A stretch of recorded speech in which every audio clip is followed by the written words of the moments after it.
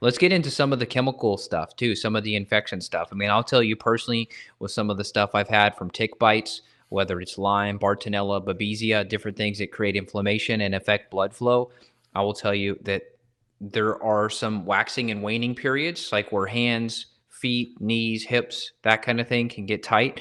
And so I think ultimately you got to test, not guess. So you and I've talked about this before. Not all testing is 100% accurate, but we do feel that the DNA connections report does give us a pretty good read for different types of Borrelia that we can look into Lyme, and then some of the co-infections, which the name co-infection kind of sounds like it always comes with Lyme. I do believe some people just have Bartonella or Babesia, and those things can really affect people in terms of mobility. So for me, things like Japanese knotweed are very helpful, and I take a tincture of Japanese knotweed, and of course, we'll mix that into some of the other stuff we're going to dive into. But you have to investigate this. So if you've got mobility stuff, or if you sit for a while and you get stiff, or if you're having issues just making a full fist, you can't fully get those fingers in, make a full fist, there's probably something there infection wise. Well, anytime you create chemical, so I kind of look at like, all right, we have structural inflammation, and we kind of just talked about postural things, like things that you're going to be doing sitting, standing, kind of lifestyle habits. So not like going to the gym, right? That's kind of like our physical, but more lifestyle. Now we have our chemical, and the more inflammation we put in our body, the more it decreases blood flow to tissues, the more it exacerbates prostaglandin 2 and arachidonic acid, which are more pro-inflammatory.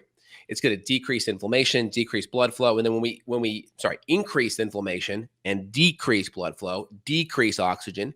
So when we do that, the tissue starts to become less pliable, right? So think of like beef jerky, very like not pliable, like you have to rip and tear it. The more inflamed you become, the lack of blood flow that you have, right? The lack of nutrition to the muscle, the more your muscle becomes less pliable, less like a nice raw beef tenderloin and more like beef jerky. And that's not good. So when you do movements, you're more likely to tear and injure tissue. And obviously, if you tear muscle, that's more vascular tissue that has good blood flow, so it can heal better. But as soon as you start affecting cartilage and tendons and ligaments, that tissue is very avascular, very poor blood flow. So it's going to be very difficult for that to heal. So big things that we can do is, more vegetables, less fruit and carbs. So keep your carbs in check. Again, if you're more active, you can do more carbs. Be very careful of your omega-6 vegetable oils. Ideally, 2-to-1 on your high quality saturated fats, really important. And then you can do on the vegetable side, you're better off doing your monos, right? Avocado, olive oil. Be very careful of your nut and seed based oil and your omega-6s like safflower, corn, soy, canola. Very inflammatory. And of course, things like gluten, processed dairy, processed grains, sugar. These things are going to drive more inflammation. They're going to decrease blood flow. And just when the more inflamed you are, it can create a lot of inflammatory molecules going through the body, and they just make your body more stiff, more inflamed.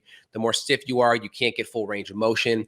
Your tissues start becoming less pliable and easy to tear and injure, and you feel just more stiff throughout your movements.